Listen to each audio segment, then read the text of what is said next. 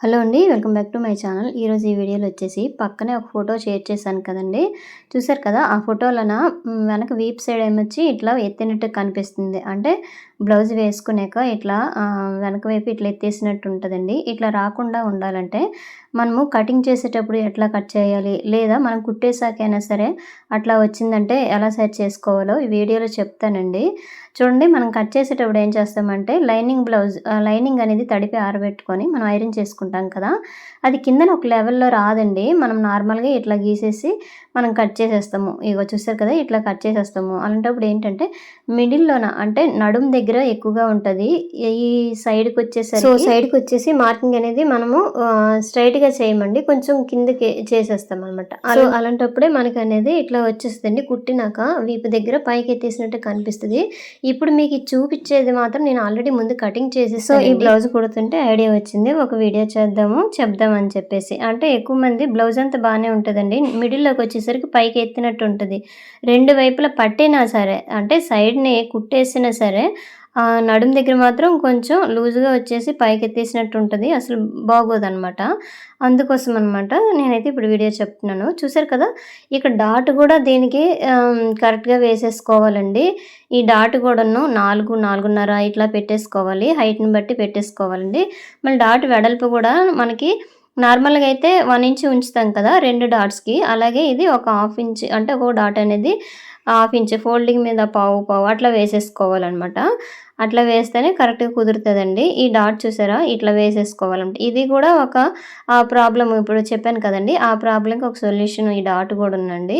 ఇగో ఈ డాట్ ఎంత వేస్తున్నామో మరీ తక్కువ గూడా పట్టేయకూడదనమాట. మనం ఉంచేది 1 ఇంచ్ ఉంచామనుకోండి, డాట్స్ గురించి మనం పట్టేటప్పుడు తక్కువ పట్టామనుకోండి, అప్పుడు గూడా అక్కడ బ్యాక్ సైడ్ అనేది కొంచెం ప్రాబ్లమ్ వచ్చేస్తదండి. ప్రతీది కూడా ఇందులోన కరెక్ట్ మెజర్‌తోని మనం కుట్టామనుకోండి, బ్లౌజ్‌లో ఫాల్ట్ అనేది ఏమి రాదనమాట. సో, చూసారు కదండీ! ఇక్కడ చూడండి, ఇక్కడ చెప్తాను. డాట్‌కి 1 ఇంచ్ ఉంచుతాం కదండీ! ఇక్కడ నుంచి ఇట్లా ఫోల్డింగ్ చేసుకోవాలనమాట.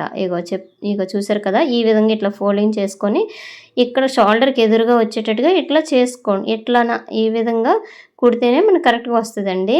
లేదు మనం ఖర్చుకు ఉంచాం కదా! అక్కడి నుంచి ఫోల్డింగ్ చేసేస్తే మాత్రం డాట్ అనేది ఇంకా సైడ్‌కెళ్ళిపోద్ది.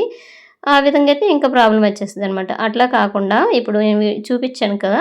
డాట్‌కి కొంచెం 1 ఇంచ్ ఉంచుకున్నాం కదా! ఆ 1 ఇంచ్ దగ్గర నుంచి ఇట్లా ఫోల్డింగ్ చేసేసి ఇట్లా కుట్టాలనమాట.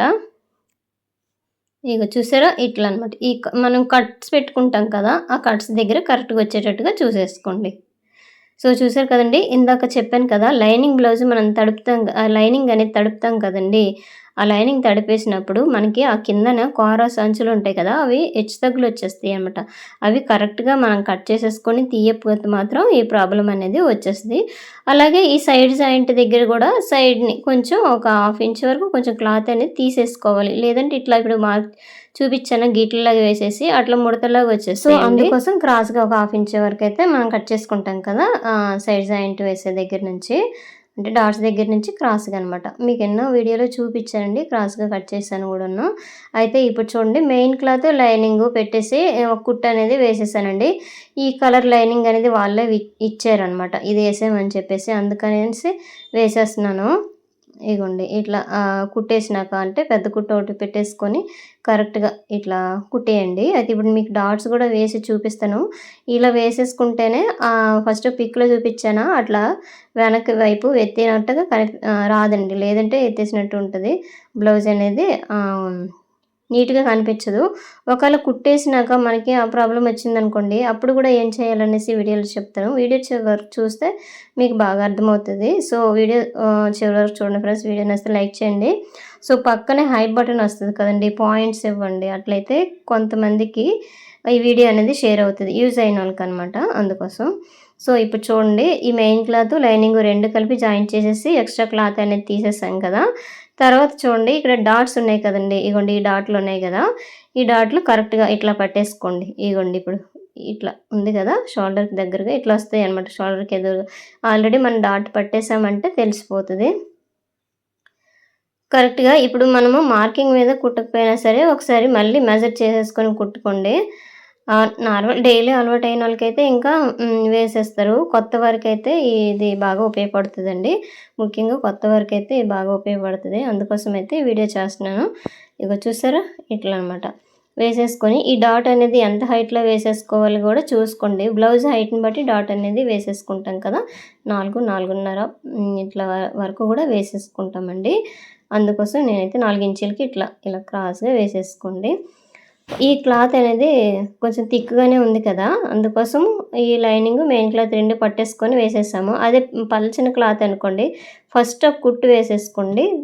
అంటే 2 కలిపి జాయింట్ అనేది ఊడిపోకుండాలంటే ఫస్ట్ జాయింట్ వేసేసుకొని తర్వాత ఇట్లా డాట్స్ పట్టిస్తే సరిపోతది. సో, ఇప్పుడు చూడండి ఈ బ్లౌజ్‌కొచ్చేసి రెండో డాట్ వేస్తున్నాను. ఇగోండి నీట్‌గా ఇట్లా పెట్టేసుకోండి. ఇగ చూసారు కదండీ! ఈ డాట్ దగ్గర నుండి ఇట్లా చూసుకోవాలండి.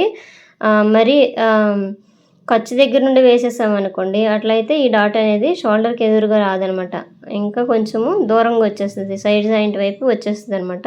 అట్లా రాకుండా ఈ విధంగా వేసేసుకుంటేనే కరెక్ట్‌గా వస్తదండి బ్లౌజ్ అనేది. సో, చూసారు కదా! ఇట్లా 2 కుట్లు వేసేసుకోండి.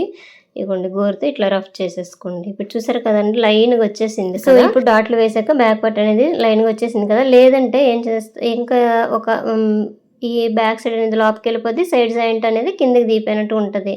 అట్లా రాకుండా మనం ముందుగానే కట్ చేసేటప్పుడు బాగా కట్ చేసుకోండి. ఇక్కడ చూడండి సైడ్ జాయింట్ వైపు కొంచెము ఒక 1/2 ఇంచ్ వరకు క్రాస్‌గా కట్ చేసేసుకోండి. నేను ఆల్రెడీ కటింగ్‌లో మీకు ఇందాక చూపించాను కదా! కొంచెం క్రాస్‌గా ఉండేటట్టుగా ఉంది కదా! ఆల్రెడీ నేను తీసేసానండి. అందుకోసం అట్లా కనిపించిందనమాట. ఇగోండి ఇప్పుడు డాట్స్ వేసేసాక ఈ స్ట్రైట్ క్లాత్ తీసేసుకోండి. ఒకవేళ క్లాత్ చాలకపోతే జాయింట్ అనేది వేసేసుకొని, ఒకవైపు ఇట్లా ఫోల్డింగ్ అనేది చేసేసుకోండి. కూర అంచున్నా పర్వాలేదు. లేదంటే ఇట్లా ఫోల్డింగ్ చేసేసుకున్నాక ఇగోండి బ్లౌజ్ ఉంది కదా! Back part. ఇట్లా పైనుంచి అనమాట. ఇక్కడ మీకు చూపిస్తున్నాను. ఒకవేళ కట్ చేయకపోతే ఇప్పుడు తీసియండి. అంటే కటింగ్‌లోన ఒకవేళ కట్ చేయలేదనుకోండి, స్టిచ్చింగ్‌లోన ఆ సైడ్ జాయింట్ దగ్గర నుంచి అంటే ఈ డాట్స్ దగ్గర నుండి కొంచెం క్రాస్‌గా ఒక 1/2 ఇంచ్ వరకు క్రాస్‌గా తీసిస్తే మనకి సైడ్‌న ముడతలనేవి రాదు. దిగిపోయినట్టుగా ఉండదు. బ్లౌజ్ అనేది కిందకి దిగిపోయినట్టుగా ఉండదనమాట. అట్లా ఖచ్చితంగా అది పాటించాలండి.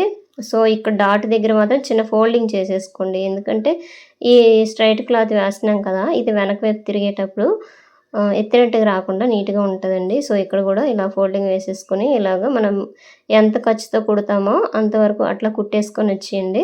పైనుంచయితే కొంచెం ఇట్లా గోరుతో రఫ్ చేసుకోండి. సో, నెక్స్ట్ వచ్చేసి పైన కుట్టనేది ఇలా వేసేసుకొనైతే వచ్చేయండి. ఇగోండి నీట్‌గా ఇట్లా వేసేసుకొనొచ్చేసాక, ఇప్పుడు వెనక వైపు తిప్పేసినాక ఇగోండి. ఇగో చూసారా ఎంత నీట్‌గా వచ్చేసింది కదా! వెనక వైపు తిప్పేసి ఇట్లా ఫోల్డింగ్ చేసేసుకొని మన సైడ్ జాయింట్ వేసేసుకోవడమే. ఇప్పుడు చూసారా ఎంత బాగా వచ్చేసిందో?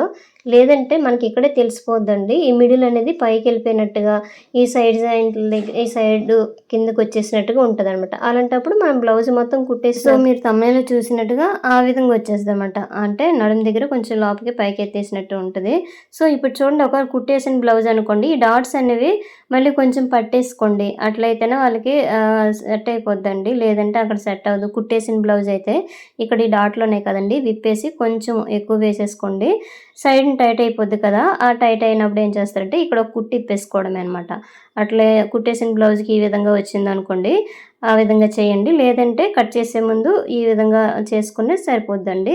సో, ఇదైతే మీకు చెప్పానే అనుకుంటున్నానండి. ఈ టిప్ అనేది పాటించండి. అలాగైతే బ్లౌజ్ అనేది ఫిట్‌గా కుదురుతది. ఇక్కడ చూసారా? ఈ 2 డాట్స్ ఎదురెదురుగా కరెక్ట్‌గా వచ్చేసాయనమాట. సో, ఇంతేనండి వీడియో. వీడియో నచ్చితే లైక్ చేయండి, షేర్ చేయండి, సబ్స్క్రైబ్ చేయండి. Thank you for watching. Side joint వేసేయడమే.